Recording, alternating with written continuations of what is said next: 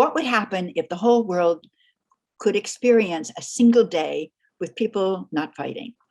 And Poems for Peace popped into my head, and I put it down. This is how people will come to Subud, through SICA, through things that we do, things that we present. And that's what I witnessed in this little Poems for Peace program that we did in Austin back in 2012, which is why I became such a nutcase about getting people to do it, because I hoped maybe they would feel what I felt. Maybe somebody else would have this feeling. And so it continues and continues. And hopefully there's some touch of Subud that people are feeling. I know that Ibu once talked about Papa's hope for SICA, that this is how people would feel the latihan, even if they don't know what it is. So it doesn't mean that they all will come to Subud, but maybe they'll feel the latihan in the work we do. So that's my prayer, that it will continue to grow. I just want to say that was really inspiring to listen to Latifa speak about Bapak's vision for SICA, and a reminder in that talk, her enthusiasm is infectious.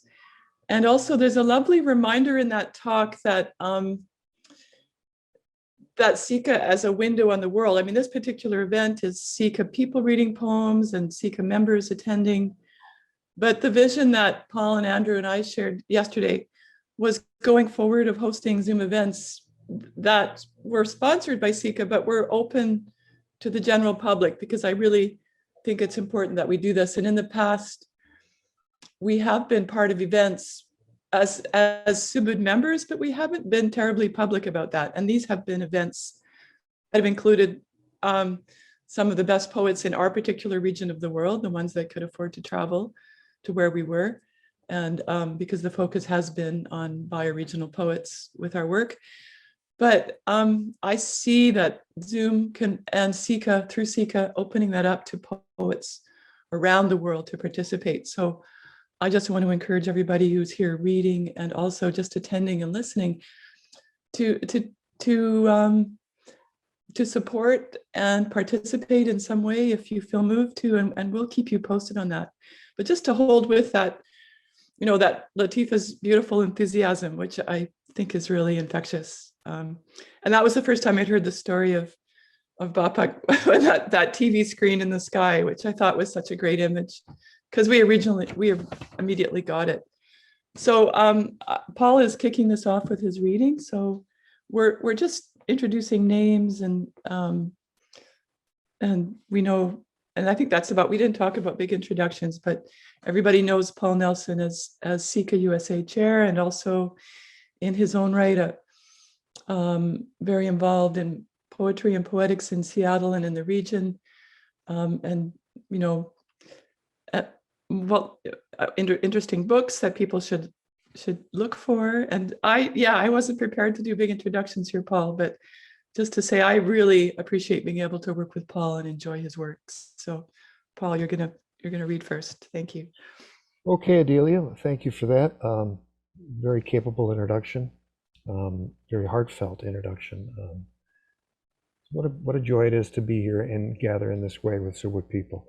It's like a mild feeling of Latihan. I guess if I went into McClure's ghost tantras, it would really sound like Latihan with the beast language, which I think he received in Latihan, to be honest with you. But that's a subject for another time. I am just back from the Bay Area, where Michael McClure was memorialized, and his connection to Subud merits a lot more discussion, and I think it's very much steeped in peace and consciousness.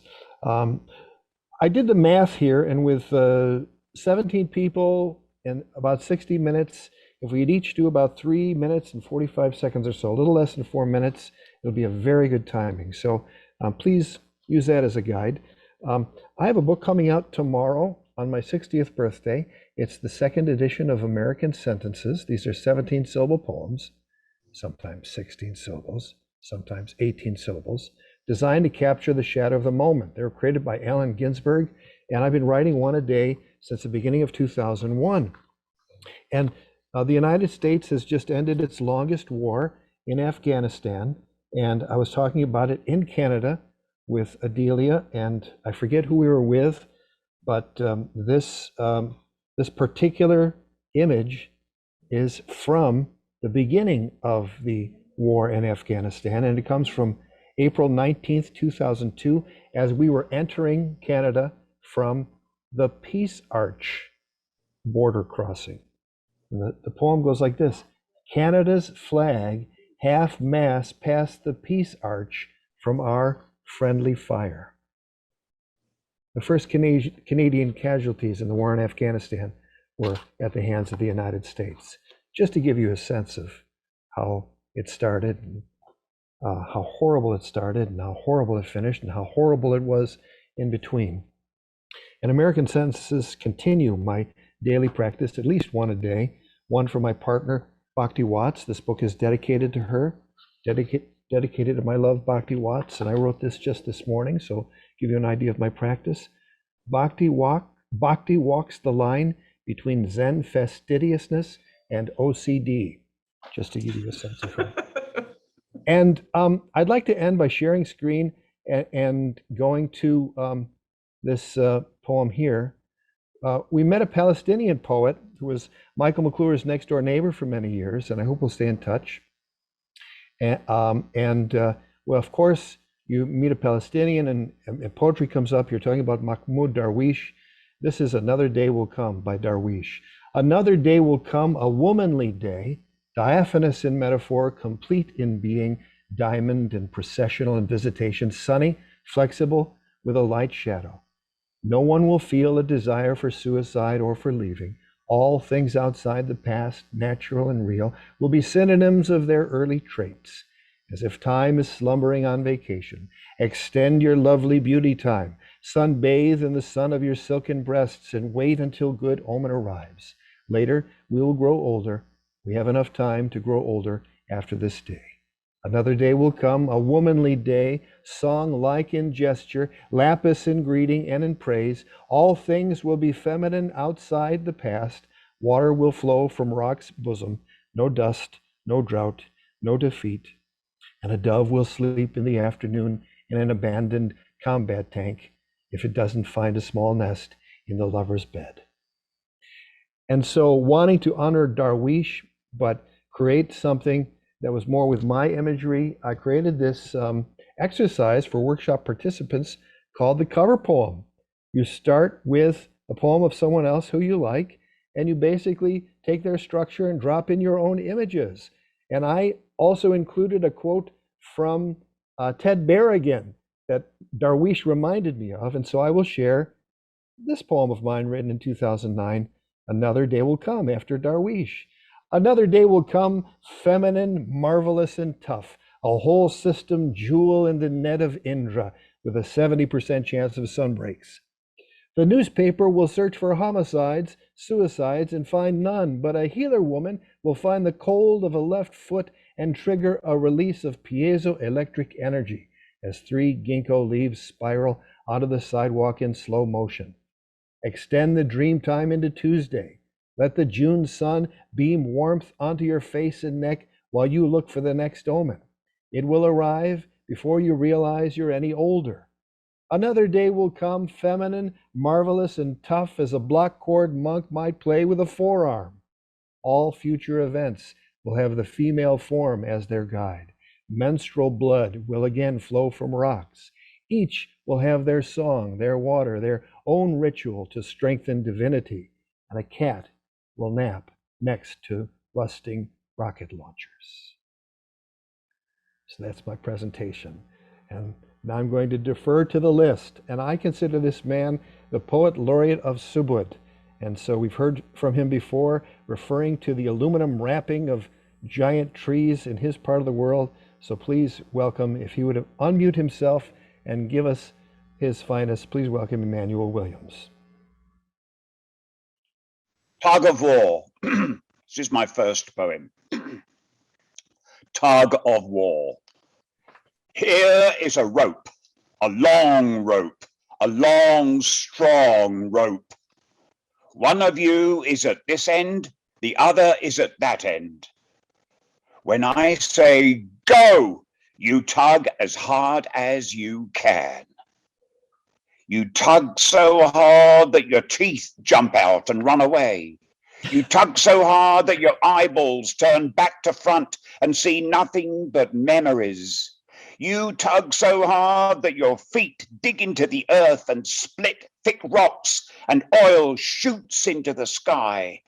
You tug so hard that mountains crumble and the oceans empty into deep, huge holes and smother the fires at the center of the earth, and the sky behind the sky turns bright orange and hides in a cave on the far side of the universe.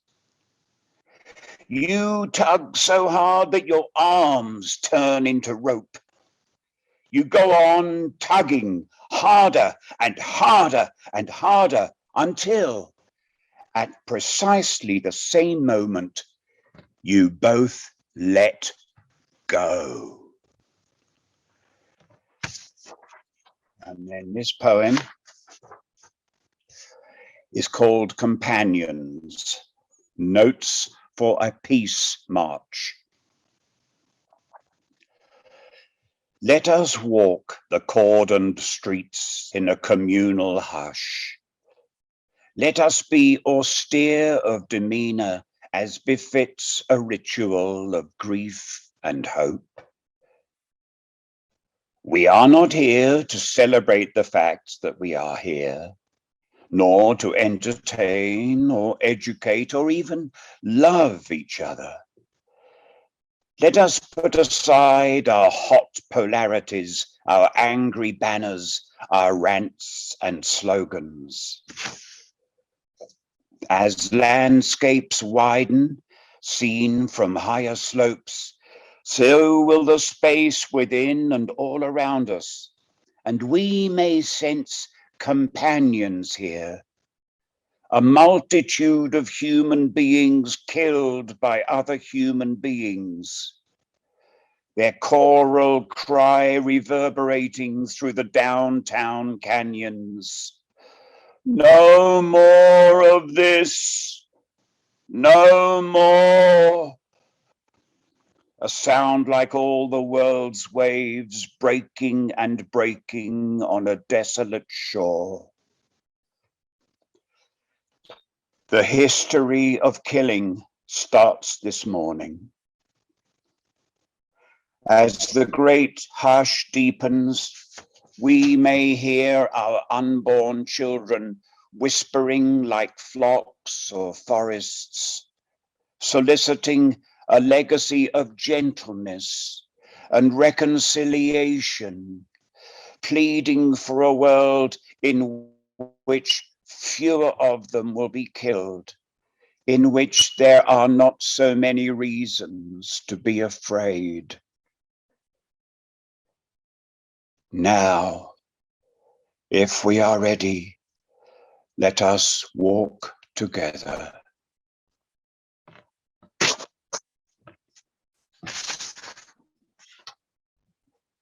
The end. Thank you, Emmanuel. That was lovely. Oh. Now, I'd like to introduce Rosanna Hille. And Rosanna, did you want to say anything? Or Rosanna has asked that I read her poems, but Rosanna, did you want to speak at Hello, everyone.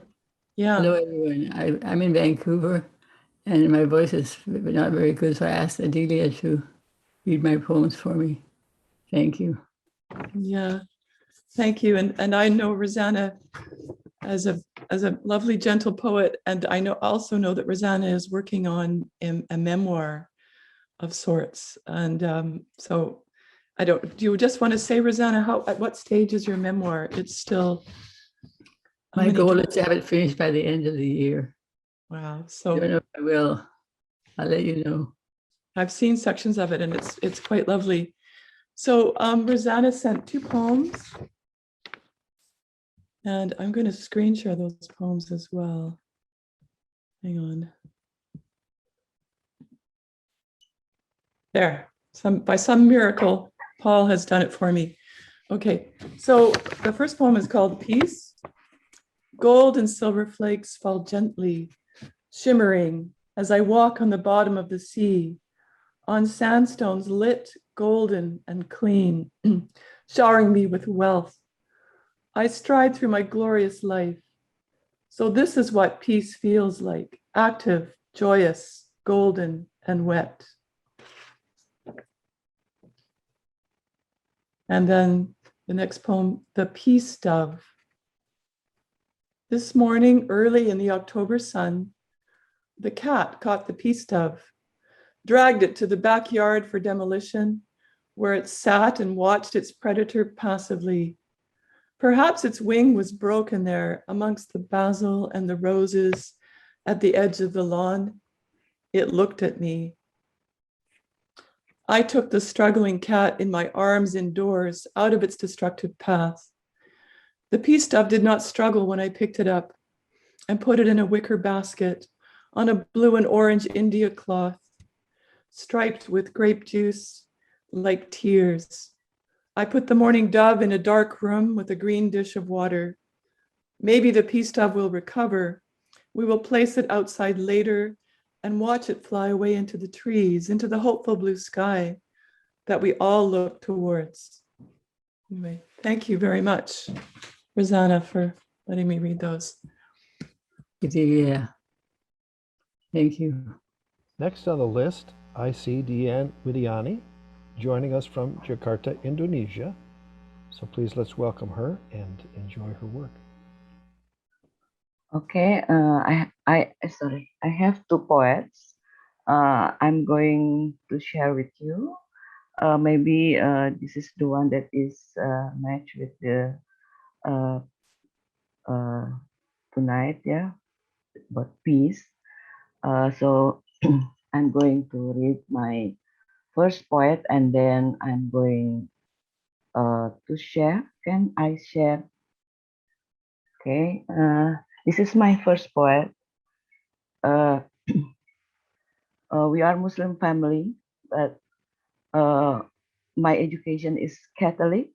My father was teaching in a Catholic school, and then this is what happened when I was 47 years ago. When I was still staying in Sukabumi, 120 kilometers from Jakarta. Tolerance. December 24, every year. One day before the Christmas celebration arrived.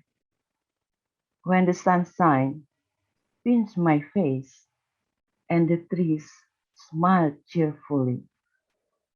My mother used to send a gift, sometimes sweet tape uli as smooth as honey, or the gold piece, pepes, which my mother's hands would cook.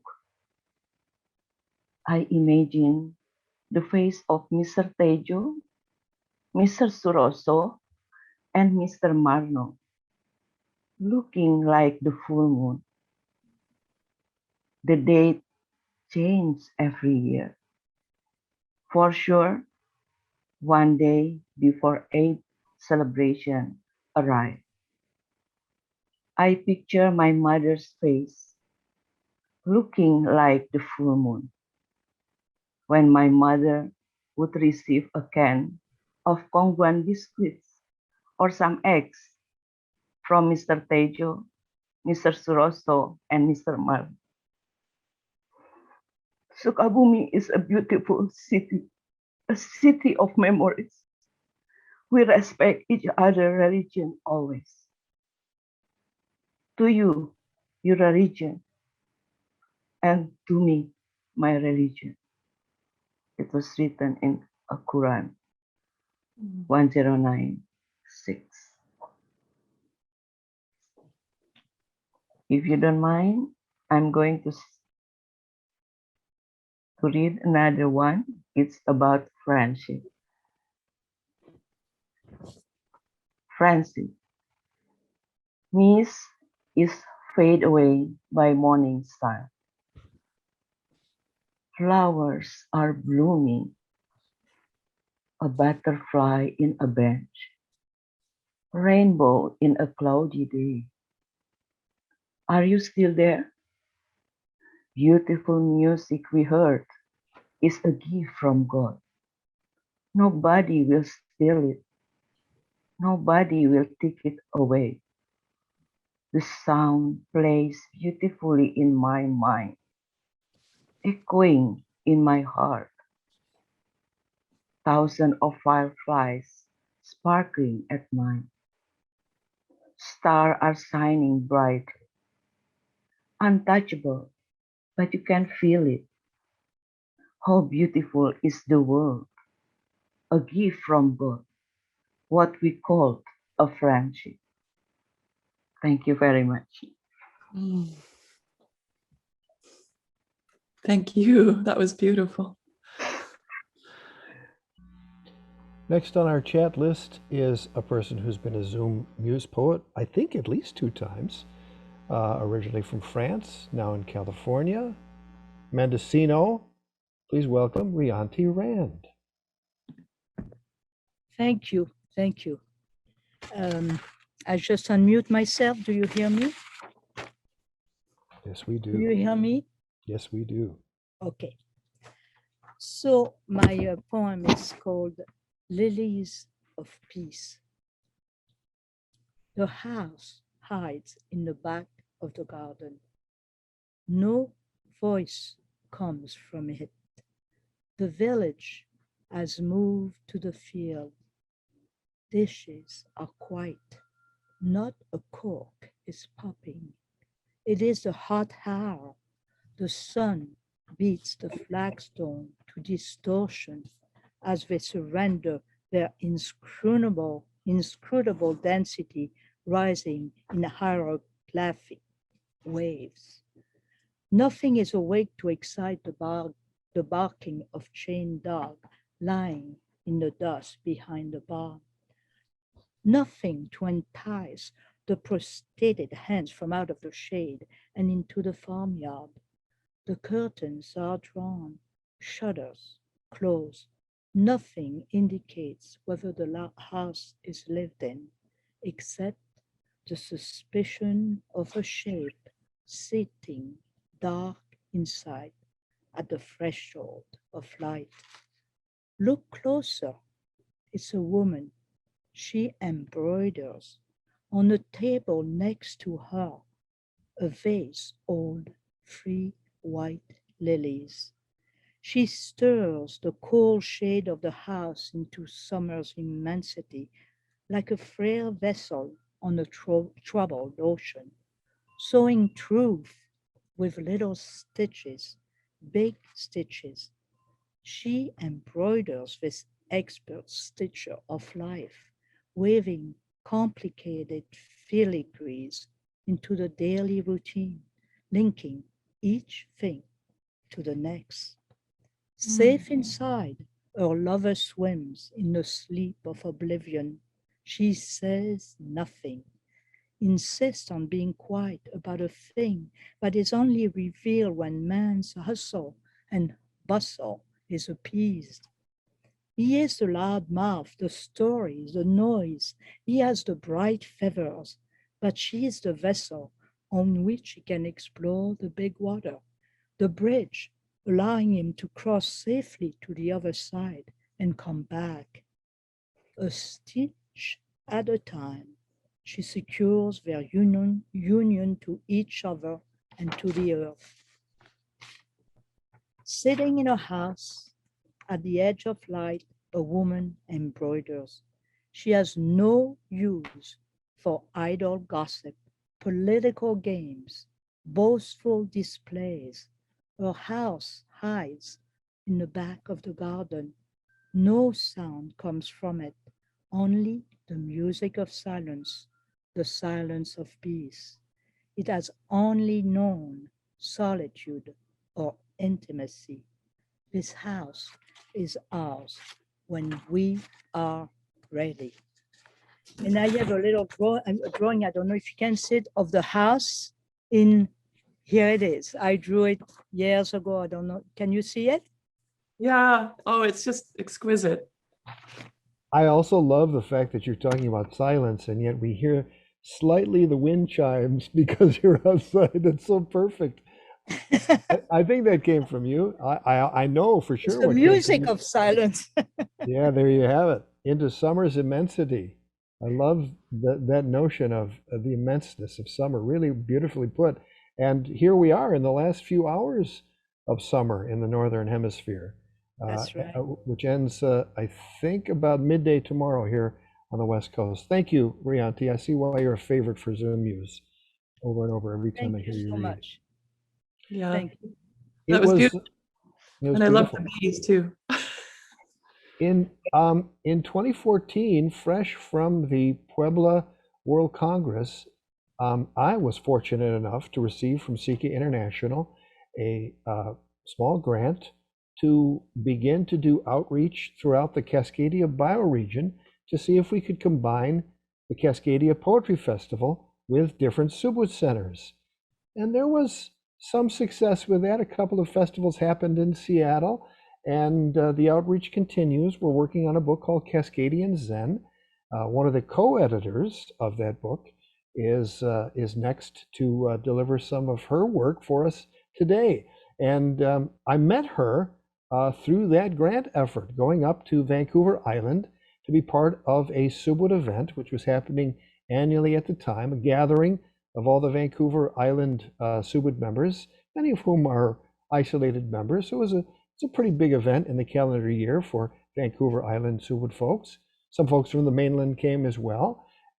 And this one woman, more than others, said she was interested in poetry, was interested in perhaps going back and doing her master's in poetry.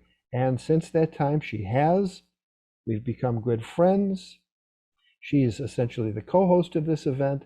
And to hear her work and how it evokes some of the most beautiful parts of the world, Desolation Sound, BC. I wish we could screen share Galley Bay. It's such an amazing place, and I had the good fortune to visit there once. And here's a woman who really evokes that spirit, a real spirit of eco-poetics and love for the land, which I think is at the core of peace. Please welcome Adelia MacWilliam. Oh, thank you, Paul. You just, yeah, thank you. That was a great introduction. And so I'm going to start out, my poems are all, as it turns out, based in Desolation Sound, which for people who don't know is about, if you go halfway up Vancouver Island, it's kind of it's that area across from there, Cortez Island and Quadra Island, and Galley Bay, where I've spent a lot of time, is over on the mainland. But it's just a beautiful part of the world and a very safe place to be out on the water because it's warmer, a beautiful place to go rowing and look at the Unwin Mountains. So, and there I've had the privilege of experiencing peace through being in nature and far away from traffic. You can only reach there by boat. And so the first poem I'd like to read is called Buffleheads. And we could do, I don't know if we want to screen share or I just read, I think it might just be easier. We'll start from the top. Buffleheads. I want to see them only as what they are. 4 ducks diving in the green water of the bay at high tide. Obsidian torsos framed by white, like gambling dice, or the checkered floors in Van Eyck's interiors, or jet black ink forced into pale parchment by the roller bars on a press, or earth-filled eye sockets in a sun-bleached beaver skull, or coffee grains dark against milk or fresh snow, on rain-soaked scree on the Unwin Mountains. But while I struggle to keep the 4 ducks inside the shifting circle of vision afforded by the old telescope, watching them flip up their white tails to dive down and then pop back up, like corks, the bird book said, buoyancy being the pattern of their design, in the precisely parceled allotment of diving time allowed to Bucephala alveola, the bull-headed duck, given the dimensions of their tiny lungs, this fierce desire to hold on to this vision of them, to preserve what I see and their small lives too, arrives in me. and the shifting circular image of 4 black and white ducks taking turns to dive in the center of intersecting Olympian rings of high tide ripples becomes an elusive dream catcher, desire's flight feathers tucked inside, because each time I blink or breathe in too deep, the telescope bumps away, and the mandala of ducks is lost to me in blurred oblivion yet again. So thank you, and I'm so sorry about that. The ruffling. Okay, so I'll just read one more called Retreat, which I wrote last April at the beginning, in the early days of the pandemic, where I had a chance just to be up there all of the time. And it was such a contrast to be in the peacefulness of nature. And what happened, which was really amazing, was that the world suddenly was at peace as well. Even though there were horrors going on, there was also, the world had slowed down, and there was this taste of what the world would be like if everybody just was quieter for a change, quieter. And okay, I'll read the poem. So when I was in Desolation Sound during the pandemic, hiding out in that bay, its green tides and evenings and geese, reading Tim, it was so cold in the mornings, I'd put on 5 layers, feed the wood stove until the kettle started to tick. I'd stack firewood in the afternoons, the alder bark with its islands of sepia and gray, overlaid on cream like an antique map, but studded with woodpecker holes, tiny machine gun bullet holes, obliterating the memories of the world we just left behind. And then I'd go rowing out into the Sound, watch the unwind mountains walk out of the mist. Also, I was tucking into Calvino's 6 memos for the next millennium, his assertion that literature is an existential function, the search for lightness as a reaction to the weight of living. There was no hockey, the NHL having canceled the season, indeed all seasons canceled, except for nature's getting a reprieve with this new quiet. Fish now visible in Venice's canals, the gondolas neatly stacked across from the Basilica di San Marco. Early morning rain, fat with snow, remarkable for April. I didn't know exactly what I was lonely for. Inchoate, this rite of passage into the world's ruin. And anyway, thank you very much. And thank you, Paul. I just want to say it's been such a privilege to work with Paul over the time, and such a gift to be able to work on the Cascadian and Zen anthology that's coming out next year. That well, maybe we'll have a little Subud symbol somewhere in the book, because I think it's very much it's a joint Subud Zen venture, because Jason Wirth, the other editor, is a Zen priest, and I have been learning so much from him about Buddhism. It's incredible, and there's a lovely. I think as a Subud person, I've become very much a Taoist, and I think there's a crossover that the roots of Zen are also in Tao, and so there's just a place where all of these things interlink with each other. There's no beginning or end, and there's no separation.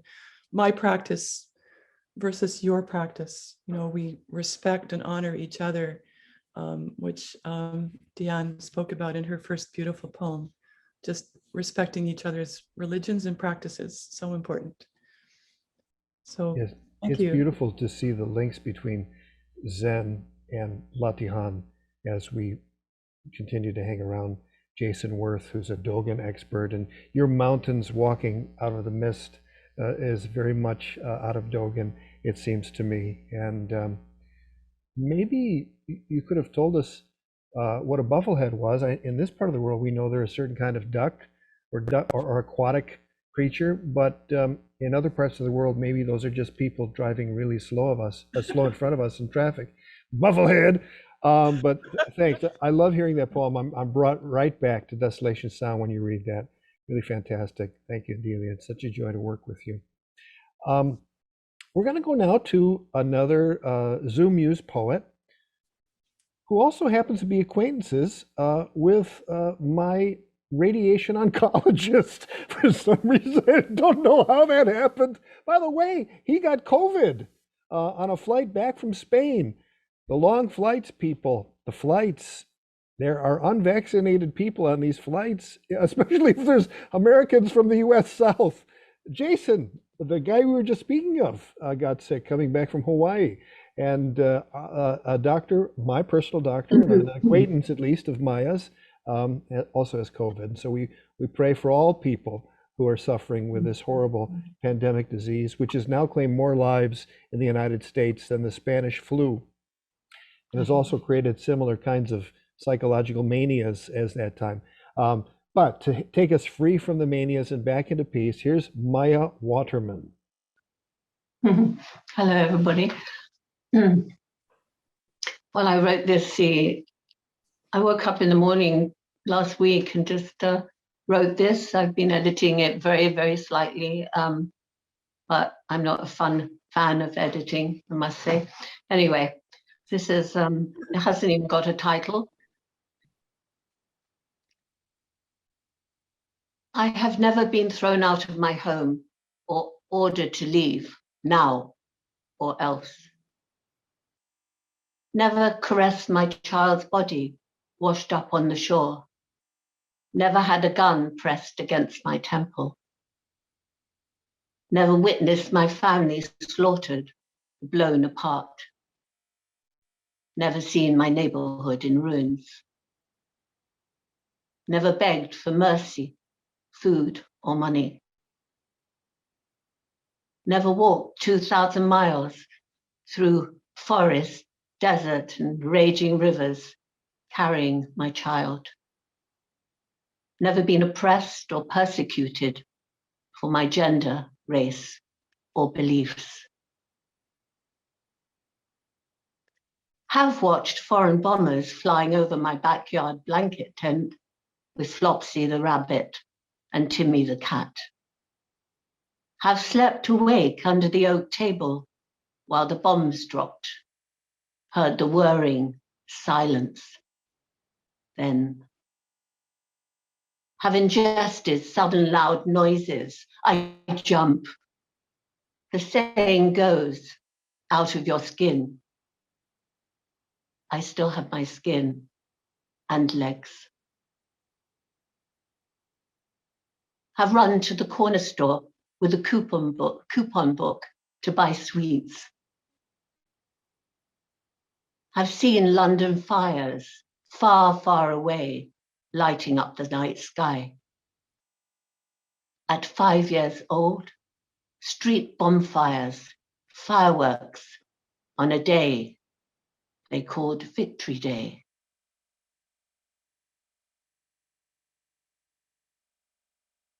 The world in my eyes is a perfectly round, ripe watermelon with so many seeds, each capable of new life, purpose, pure intentions. Is also a pomegranate in pain. Its blood, a bittersweet song.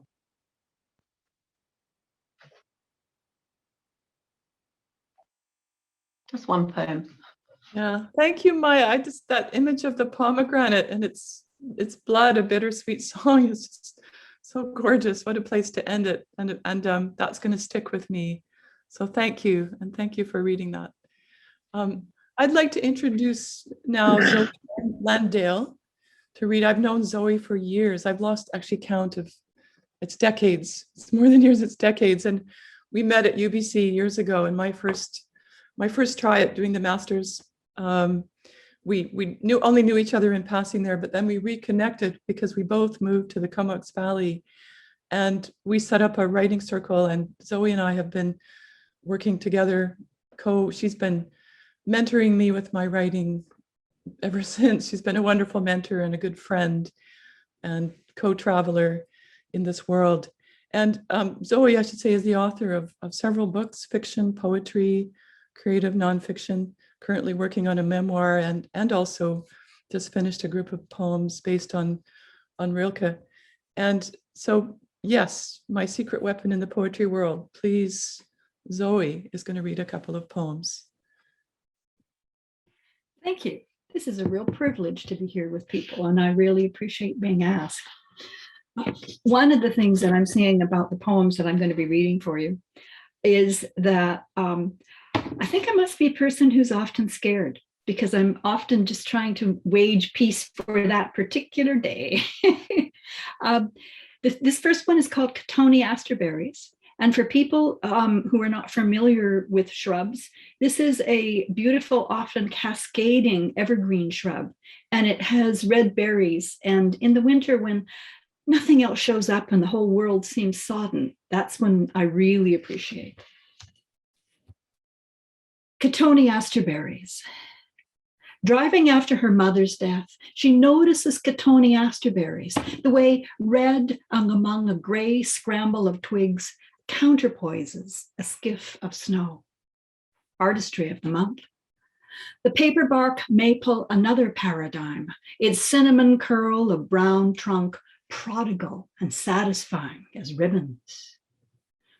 The world plants us and rips on, leaving us astonished at the sight of our own dangling roots. We want everything we love to stay the same, while what we don't rolls into an assured future.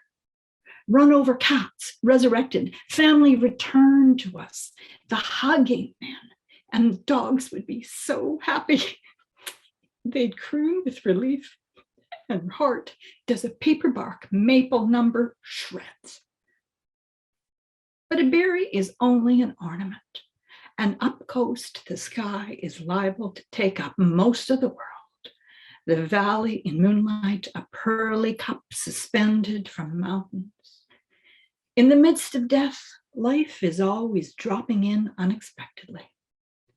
In Toronto, alleys are colonized by weed trees. The shove of the rude green vigor cracks pavement. In BC, the salmon are coming back now El Nino has gone, and two small boys hug her mother's black and white pointer. One has a song he sings to her each day. Yesterday in the city, she cried at the Christmas lights her mother would have oohed over. Currents of starry white pouring among leafless trees downtown. But we never touch the same river twice, and everywhere she looks, her mother is river. She listens to ripples of her talk about color, how she always pulled attention to it, analyzed each shade, delighted by something as simple as the redness of berries. Bless my soul. It's so interesting how I never know where I'm going to get ambushed. This is a short one, and hopefully not tear-inducing. Creed. I believe in the spiritual rootedness of mountains, that they extend far beyond the blue-treed slopes we recognize, that the dead know streams not as we see them, burbling between banks of fern and horsetail, but weightless as a cello concerto, fragrant as strawberries. I believe the way to become at one-ment is to become water, the idea behind molecules sliding cool as summer morning before the sun burns off mist from the dawn gray hills. Daily, we swirl over our ordinary shoulders the cloak of prophecy worn with becoming. Beautiful, Zoe. Thank you so much. You don't have to apologize for having emotion. I think we come to poetry to have an experience of being human, and certainly the grief is a big part of that. I mean, this is all temporary. This all could be grief-inducing if we don't hang on to those moments, like you so expertly articulated. In the midst of death, life is always dropping in unexpectedly. It's fantastic. That's exactly right. So thank you. Good to see you here. Thank you. Good to see you here. Our next poet is a ZoomMuse poet, is a member of the SICA USA Board of Directors. I'm delighted to be able to get to know her a little better through our Zoom board meetings, which have been happening once a month, except for August, because the chair had the wisdom not to schedule an August meeting, because August, of course, is time for poetry postcards. However, she's here now with us today. Poems for Peace, please welcome Lauren Stanley from Austin, Texas. Hi, everyone. Lately, I've thought about how difficult it is to love self, as to love a rose basking in the morning, kissed by sun and air and dew. Surely there's the same sanctity of self as the sanctity in silken-petaled flowers. After all these years, a highway of youth to middle age, it's easier to put a bouquet on the table than a face in front of a mirror. 2.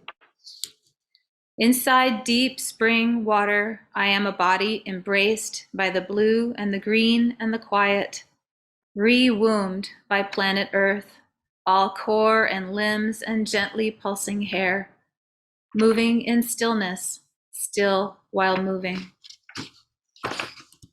3. Lately, I've let the sadness come down to rest squarely on my shoulders, pull on my face, drag on my coattails. I submit and love it like a child, love like the mother that I am, and keep at it until the practice pays off. And I realize one afternoon that I learned to love myself. Maybe I say, as to a child, please hold open, whoever you are, to a world inside a world, to a mirror that shows you simply, quietly, and then falls away to show a glorious garden where blooming is all that happens. So that's my poem. It's in 3 little parts, and that middle part is sort of kind of comes through me from having spent a lot of time recently in Barton Springs, which is the jewel of Austin. If anybody here knows it, it's a huge spring-fed pool in the middle of Austin that's still there, remarkably. And I spent a lot of time there just trying to let everything kind of wash off and wash through. And I found that to be, and many others here living here, it's a booming city. It's too booming. One of the only kind of places to sort of reinstill some sense of peace and kind of reground and reset. And there's just something about that water. It's very, very heavy, and it just takes you in and surrounds you. So that's my offering today. Beautiful, Lauren. I love the feeling of submission in that poem. It's such an expression of subud, and also a very Zen expression, as Jason was telling us the other day. The essence of Zen is to not get sad about your sadness, not to be overtaken by the emotion, to be with it, but not to let it run you, which is just the noble human being in charge, or the divine being in charge, and having the hierarchy of life forces in the right order. Thanks so much. Good to hear your work again. Beautiful. Thanks for the opportunity. Yeah, we're going to do this every month. We're going to have Poems for Peace every month. We're gonna do something, and then hopefully next September 21st we can have a very big party. But this one is really fantastic, and we're going to. I really love the idea of honoring a Subud brother who was a ZoomMuse poet, who has recently passed, and who Andrew and Adelia and Rosanna certainly, and others know better than I. So, Andrew, if you'd be so kind as to unmute and read us some poems by Ahmad Miles. Ahmad Miles. Thanks very much, Paul. Hi, everybody. Ahmad has the distinction of having done 2 ZoomMuse sessions over the past year. He did one last September, and then he did one again in April of this year. And I got to know him through making the arrangements, because part of our ZoomMuse routine is I do an interview with the poet and edit that and put it up, and then share the session, the ZoomMuse event, and edited that and put it up. So I got to know Ahmad a bit. He was a big, vital guy, very charismatic, originally from the UK. He trained as an acupuncturist, but he also, I think, taught college English at one point, because he writing poetry was very much a part of his life. And he actually wrote a book as well about his adventures or his knowledge of traditional Chinese medicine called the Tao of Well-Being. So over the past year, he told me that he had started with a prostate cancer that had metastasized into his lymph and then got into his bones. And finally, come this past January, he decided he was going to refuse chemo. So he was at peace with that decision and went downhill slowly and came back to do a final ZoomMuse and in April. And then I offered to put together a book of his poetry. So we had some fun putting that together, and I hope that's going to come out. He chose the cover before he passed away just a couple of weeks ago. It's going to be called The Meeting Place. But I love his poetry. It's vigorous. It's the imagery is fantastic. And so I'm going to actually see if I can share my screen so you can see the text as I'm reading it. So the first poem is called Easter Monday. Now, for those of you who aren't from North America, I think there's at least one person, the chief sort of in the calendar, the annual calendar, the biggest ritual and so on is Easter, which celebrates the crucifixion and the resurrection of Jesus Christ. And as I was growing up, the day after the Easter Sunday was known as Easter Monday.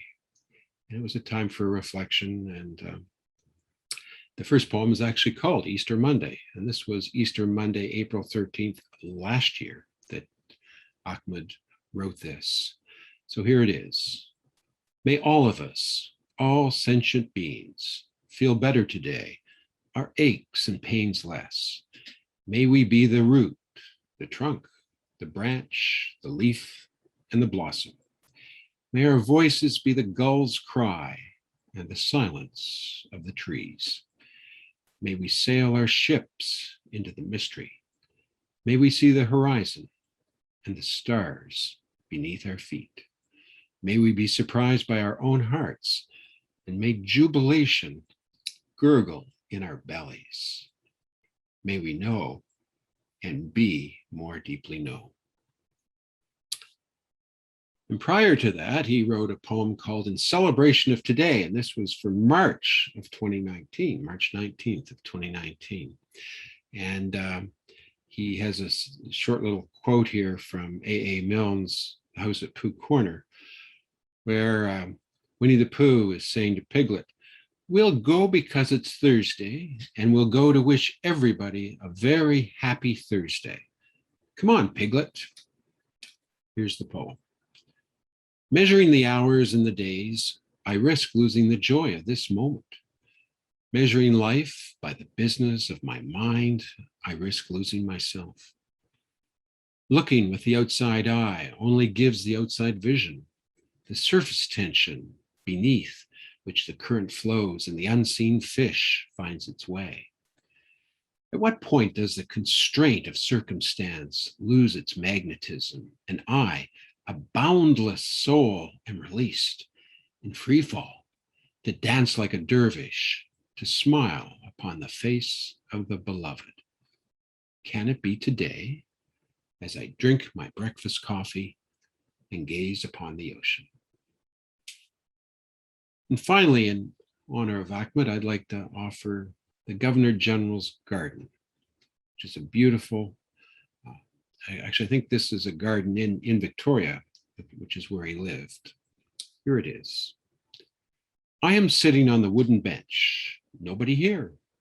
In the wind, the Gary oaks bow down to the earth, even as they reach for the heavens. The spruce dances, arms aloft, before the mazy sky. The foxgloves, the yucca, the lilies, the rosemary, all the tribes are the chorus to this arboreal performance. Underneath, slowly, silent to my ears, the roots reach for one another, an invisible communion, blessing their own creation above. Who are we? We are all here. Oh, thank you. Thank you, Andrew. That's a really lovely way to honor Ahmad, who was, a dear friend that will be missed, sorely missed. And I'll also put a link in the chat to an article that he wrote that was posted on SICA USA about the significance of COVID from a traditional Chinese medicine perspective, which I thought was an amazingly perceptive piece, and was delighted to publish it on the SICA USA page. And so the direct link is there. Morris McClellan, if you'd so unmute and hit a few strings to know that. My historical or childhood religious background was a Unitarian Universalist. And I'm still, I find that absolutely compatible with a Subud world. And I participate in the local Unitarian Church of Portland, and we have a group called the Peace Action Group, and I'm a member since the early aughts. And as part of that, we put together a Poems for Peace event at the Unitarian Church, and got Quakers and Muslims and Lutherans and all kinds of people to join us for that. It was maybe 4 or 5 years ago. It was a lot of work, which is why it hasn't happened again. But everyone loved it, and I truly love Poems for Peace. And this is a song I wrote called "Let Peace Prevail," and it's intentionally employs cliches, so it sounds like you've heard it before. And the idea is that it's a song that is a way that we can all sing the words together with the same thought, and it draws the same feeling and thought into our heart. And the more of us that process this thought, the greater the thought bubble that rises into the universe that then creates what we're hoping for. The name of the song is "Let Peace Prevail." Let's see how good my voice is in the morning.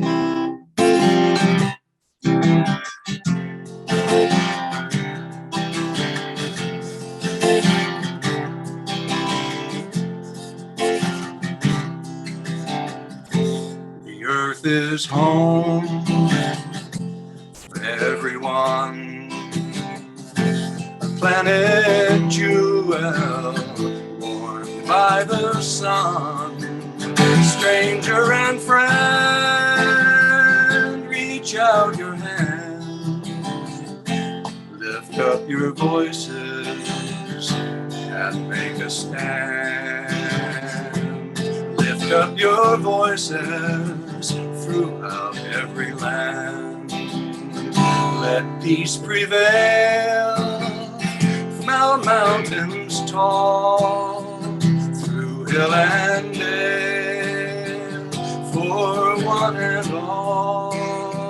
Across oceans wide, love shall not fail. Throughout the world, let peace prevail. Throughout the world, let peace prevail.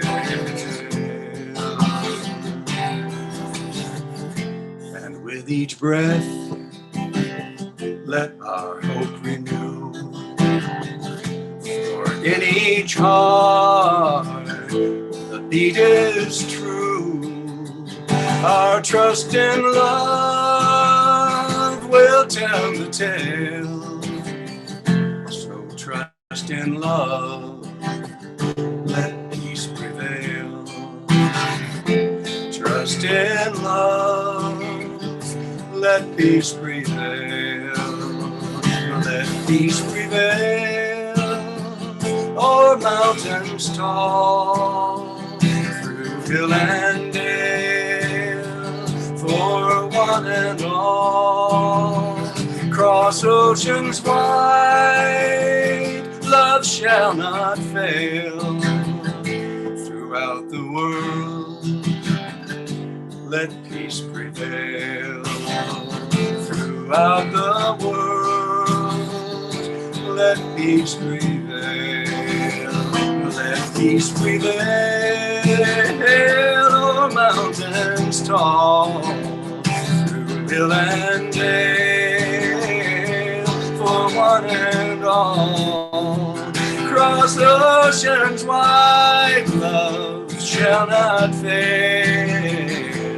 Throughout the world, let peace prevail.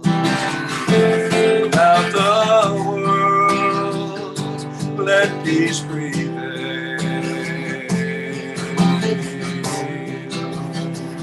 Throughout the world, throughout the world, throughout the world, let peace prevail.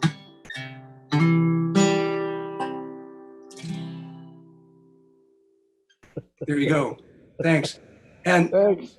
there's several different kinds of prayer. There's the prayer of supplication where you ask for something, and then there's the prayer of decree. This song is about the prayer of decree. We are not asking for peace, we are declaring peace. Let peace prevail. Thanks.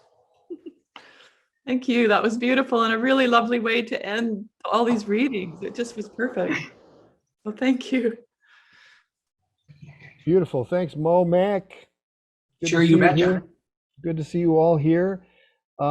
We had talked about a conversation about peace, about Subud, about anything, about SICA. And I'm wondering if anyone has any thoughts they'd like to share. I think it's a good practice to stay muted until you're ready to speak. So I'm going to mute myself and see who pops in. I just want to say that it's just been so wonderful to have all these poems shared, and the feeling that I have in my heart is full and warm toward everybody. And I can't help but feel that this has been a good thing to be doing this morning. It's a Tuesday, not a Thursday, but maybe Pooh and Piglet would agree that it's okay. Well, I think it's Wednesday for at least one person here already. So who cares what day it is? I love Subud so much. And when we're in situations like this, when there are people from all over the world, I'm reminded that it is a worldwide spiritual organization. And I feel a little bit less like the crazy one doing this crazy practice that no one's ever heard of. And I have to explain at parties all the time, which, you know, I get a joy out of explaining what I do because I love Subud so much. And to see Subud through the eyes of Zen, or translating Zen into Subud, is a beautiful pastime that we've been engaged in this last year as we work on this anthology, Cascadian Zen, Adelia, Jason Worth, and I. So my hope is that we can continue ZoomMuse as a Poems for Peace event, and that we can meet monthly, that I can get the time right so that everybody comes at the right time and we can be here. I want to thank Andrew Hall most of all, because he was the inspiration for it, and he makes so many things go with SICA International, and he's a consummate professional and a joy to work with, and a great communicator, and a man of integrity. If he says he's going to do it, it happens. So a real joy to work with Andrew and to see his videos, which are always artfully produced. And also Adelia, my dear Subud sister, and whom I love so much. When I was asked by a publication I had work published in recently, Pocket Lint, out of New Westminster, BC, they said, when travel restrictions are totally lifted, where do you want to go? And I just put 2 letters, BC, and we did it. A week after the border opened, ended up in Cowichan Bay and had a wonderful time. And I still miss the bread. What's the name of that bakery? Oh, darn. I'm fine grained or true grain? True True grain. Grain. That's what it is. Yeah, I which missed is that kind bread. of It was so like what we're fantastic. looking for in our poetry, right? That's right, exactly. So, so our hope is that you'll join us, and we have figured out, I think we're going to do it on the last Thursday of the month, but certainly Andrew's a brilliant communicator, and we'll get the information to you. We'll have it on the SICA USA website.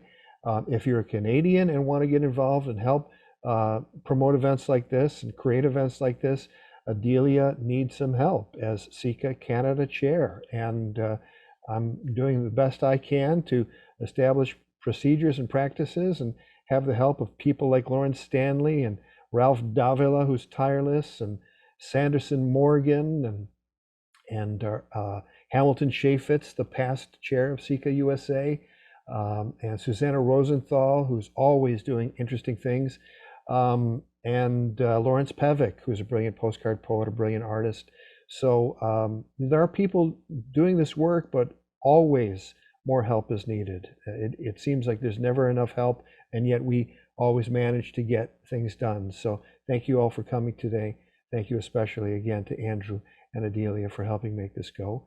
And we'll see how it looks online when it gets recorded and put on there. Yeah, thank you. And thank you so much, Paul. And we will also have a post on the SICA Facebook site and eventually a SICA Canada website coming out soon. We are very grateful to our American brothers and sisters for showing the way in terms of SICA. So thank you.